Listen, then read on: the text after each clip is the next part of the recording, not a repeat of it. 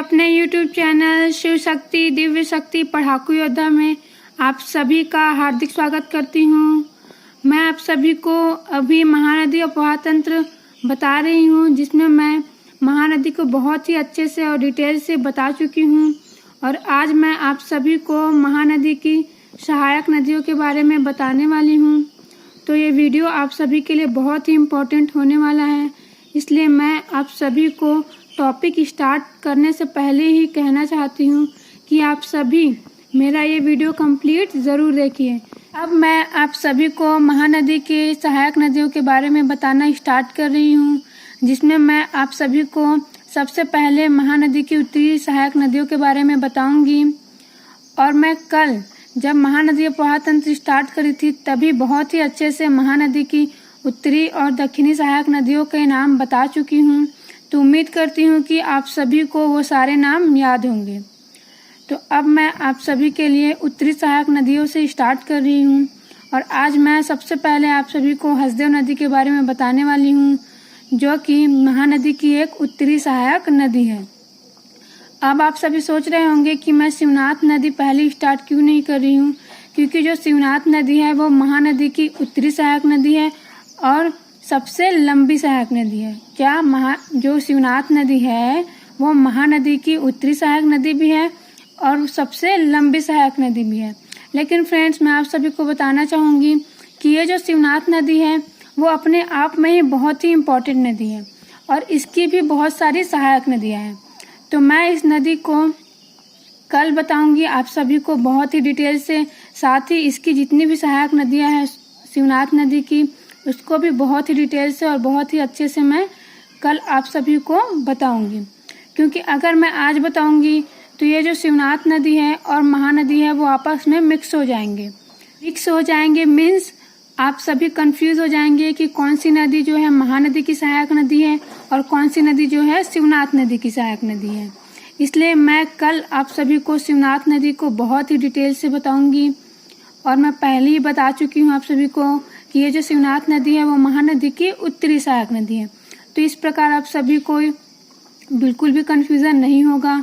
तो चलिए मैं आप सभी के लिए आज का टॉपिक स्टार्ट करती हूँ। तो सबसे पहला है आप सभी के लिए इम्पोर्टेंट नदी हसदेव नदी। ये जो हसदेव नदी है वो कोरिया जिले के सोनहत तहसील के जो देवगढ़ की पहाड़ी है, कोरिया जिले के सोनहत तहसील में जो देवगढ़ की पहाड़ी है वहाँ से निकलती है और फिर कोरबा जिले से होकर उसके बाद जांजगीर चांपा होकर ये सिवरी नारायण से थोड़ा सा आगे जाकर महानदी से मिल जाती है। कौन कौन से जिले से होकर जाती है? ये जो हसदेव नदी है वो कोरिया जिले से निकलती है, कोरिया से फिर कोरबा जिले में जाती है, कोरबा जिले से जांजगीर चांपा जिले जाती है और जांजगीर चांपा जिले में ही सिवरी नारायण से थोड़ा सा आगे निकलकर महानदी से मिल जाती है। आप सभी अपने मैप को देखिए, मैं आप सभी के लिए आपकी स्क्रीन पर मैप शो कर दी हूँ। उसमें साफ साफ दिखाई दे रहा है कि जो हसदेव नदी है वो कोरिया से निकल रही है, फिर कोरबा जिले में जा रही है, उसके बाद कोरबा से जांजगीर चांपा में जा रही है और वहीं जांजगीर चांपा में ही महानदी से मिल जाती है। और ये जो हसदेव नदी है इसकी कुल टोटल लंबाई है 176 किलोमीटर। कितना है? 176 किलोमीटर। साथ ही इसी हसदेव नदी पर हसदेव बांगो परियोजना या फिर बांध या फिर जलाशय है, जो कि छत्तीसगढ़ का सबसे ऊंचा परियोजना है या फिर छत्तीसगढ़ का सबसे ऊंचा बांध है।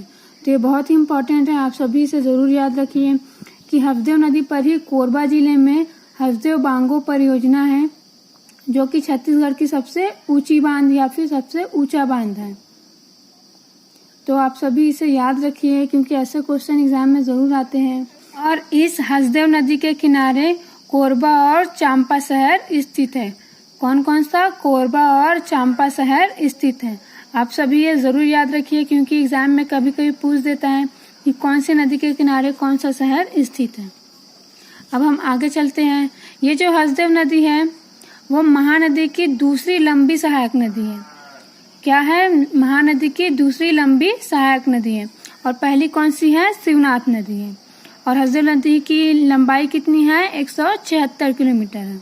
आप सभी ये ज़रूर याद रखिए। मैं जितना भी फैक्ट बता रही हूँ आप सभी के लिए बहुत ही इम्पोर्टेंट है। साथ ही ये जो हरदो नदी है इसकी भी कुछ सहायक नदियाँ हैं जिनका नाम मैं आप सभी के लिए बोल रही हूँ। एक दो बार सुनने पर आप सभी को याद हो जाएगा।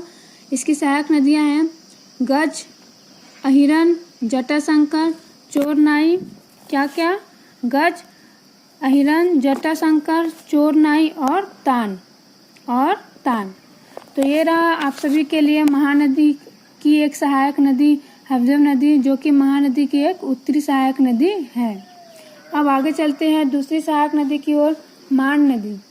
ये भी महानदी की उत्तरी सहायक नदी है और इस नदी का उद्गम या फिर उत्पत्ति सरगुजा जिले के मैन पाट से होता है। कहाँ से होता है? सरगुजा जिले के मैन पाट से होता है।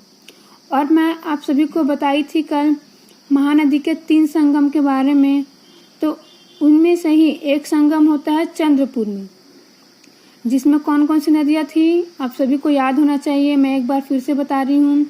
चंद्रपुर में महानदी के साथ 2 नदियों का संगम होता है और कौन कौन सी है वो? मान नदी और लात नदी। कौन कौन सी? मान नदी और लात नदी।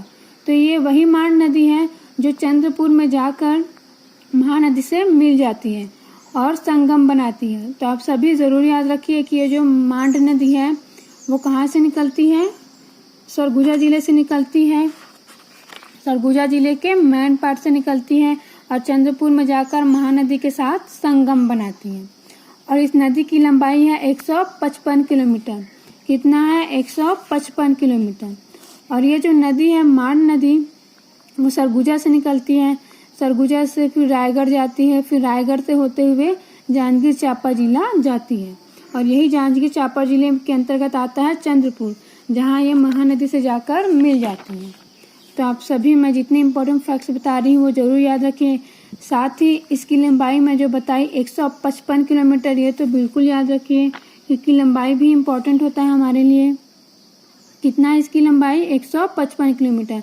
और हसदेव की कितनी थी? 176 किलोमीटर। कितना? 176 किलोमीटर। अब आगे चलते हैं। सभी के लिए आगे इम्पोर्टेंट नदी है केलो नदी।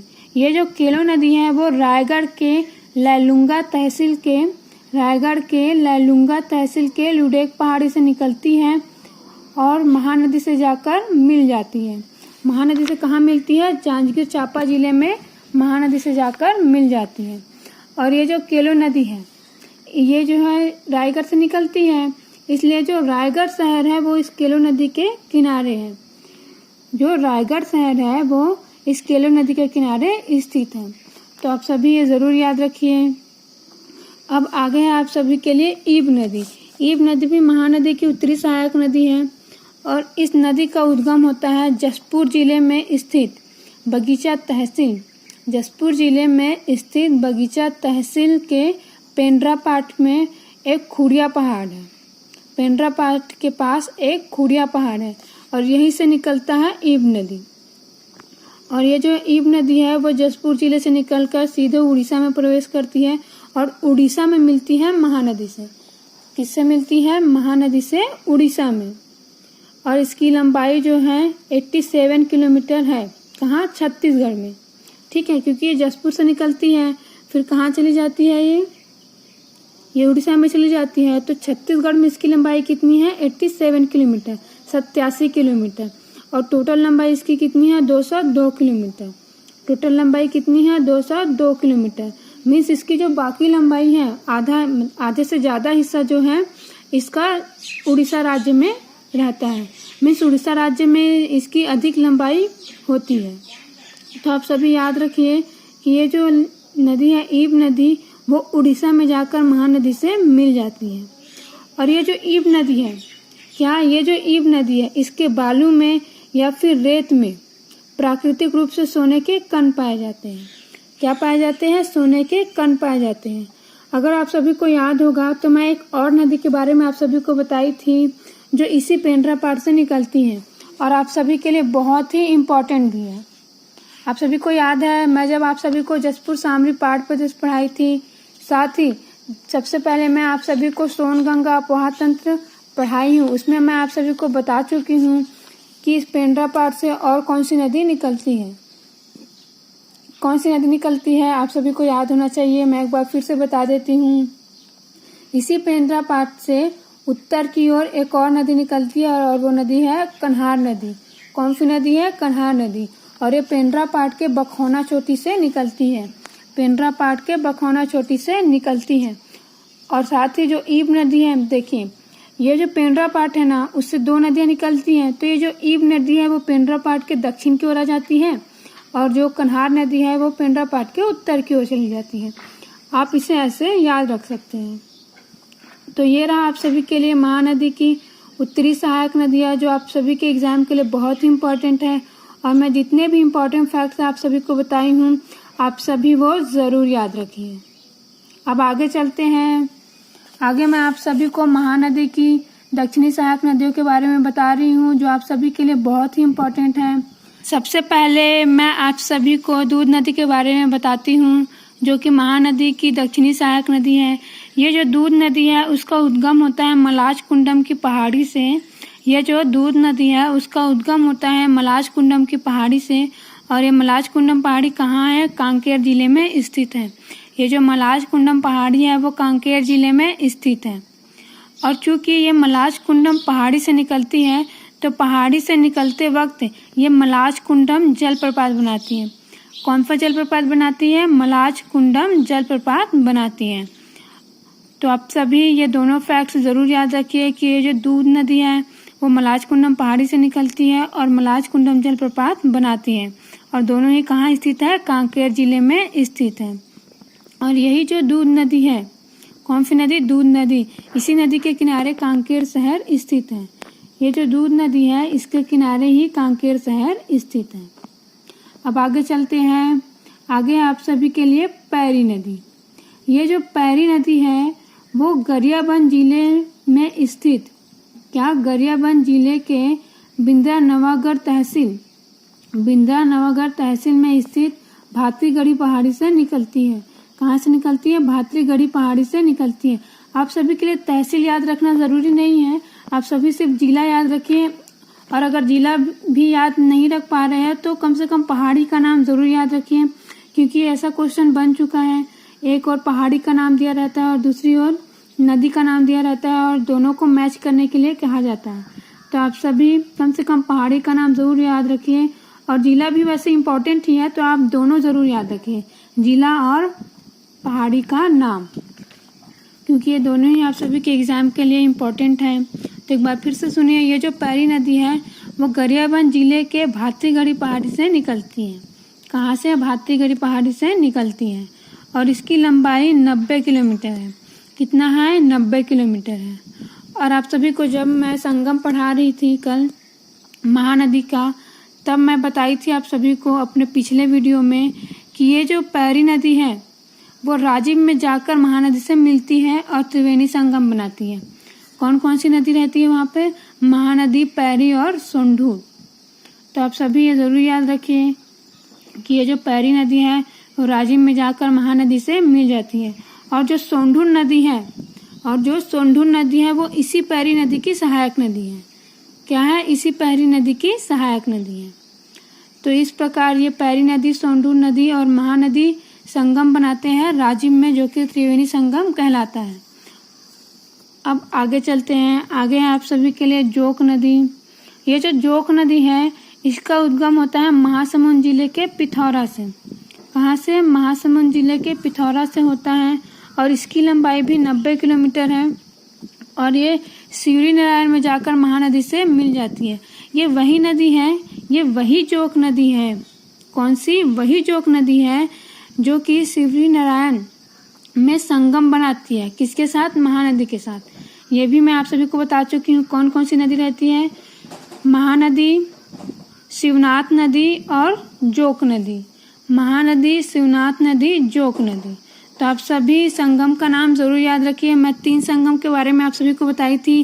राजिम में होता है, शिवरी नारायण में होता है और चंद्रपुर में होता है। तो राजिम में कौन सा बताई थी मैं? महानदी, पैरी और सोंढूर। महानदी, पैरी और सोंढूर कहाँ? राजिम में। और शिवरी नारायण में महानदी, शिवनाथ नदी और जोक नदी। महानदी, शिवनाथ नदी और जोक नदी। उसके बाद चंद्रपुर में महानदी, मांड नदी और लाट नदी। महानदी, मांड नदी और लाट नदी। क्या? लाट, ये नदी का नाम है ना। तो ये रहा आप सभी के लिए बहुत ही इम्पोर्टेंट फैक्ट्स महानदी की उत्तरी और दक्षिणी सहायक नदियों के बारे में। आप सभी को ये सारे इम्पोर्टेंट फैक्ट्स ज़रूर याद रखने हैं, क्योंकि ये सारे फैक्ट्स जितना भी मैं आप सभी को बता रही हूँ वो बहुत ही इम्पोर्टेंट है। कम से कम इतना आप सभी को याद रखना ही है। और अगर किसी को भी अगर ऐसा लगता है कि कुछ छूट रहा है इम्पोर्टेंट नदियों से रिलेटेड फैक्ट्स में, तो मुझे कमेंट करके बता सकते हैं। मैं कल के वीडियो में आप सभी के लिए वो इम्पोर्टेंट फैक्ट्स बहुत ही अच्छे से कवर कर लूँगी। अब हम इस वीडियो को यही समाप्त करते हैं। कल मैं आप सभी को शिवनाथ नदी की सहायक नदियों के बारे में और साथ ही शिवनाथ नदी को ही बहुत ही अच्छे से डिटेल से बताऊंगी, क्योंकि शिवनाथ नदी भी आप सभी के लिए बहुत ही इम्पोर्टेंट है। और साथ ही ये जो शिवनाथ नदी है वो महानदी के बाद छत्तीसगढ़ की सबसे महत्वपूर्ण नदी है। क्या है? महानदी के बाद छत्तीसगढ़ की सबसे महत्वपूर्ण नदी है। इसलिए महानदी के बाद जो शिवनाथ नदी है वो आप सभी के लिए बहुत ही इम्पोर्टेंट हो जाता है। तो कल मैं आप सभी को इसे बहुत ही डिटेल से इसकी सहायक नदियों के साथ बताऊंगी, जिससे आप सभी को कोई भी कंफ्यूजन ना हो। तो ओके फ्रेंड्स, आप सभी को मेरा ये वीडियो कैसा लगा मुझे कमेंट करके ज़रूर बताइए। और अच्छा लगा हो तो मेरे इस वीडियो को लाइक करिए, साथ ही अपने फ्रेंड्स के पास शेयर भी करिए, जिससे वो भी अपनी तैयारी अच्छे से कर सकें। और जो भी नए व्यूअर्स हैं वो मेरे इस यूट्यूब चैनल को सब्सक्राइब करना बिल्कुल ना भूलिए, क्योंकि जब आप सब्सक्राइब करेंगे तभी आपके पास मेरे इम्पोर्टेंट वीडियोस का जो नोटिफिकेशन है वो आएगा और आप अपनी तैयारी बहुत ही अच्छे से कर पाएंगे। तो ओके फ्रेंड्स, एक बार फिर से कहना चाहूँगी, मेरे इस वीडियो को लाइक करिए, अपने फ्रेंड्स के साथ शेयर करिए और अपनी तैयारी बहुत ही अच्छे से करिए। साथ ही मेरे इस यूट्यूब चैनल को जो भी नए व्यूअर्स हैं वो सब्सक्राइब ज़रूर कर लीजिए। Thank you.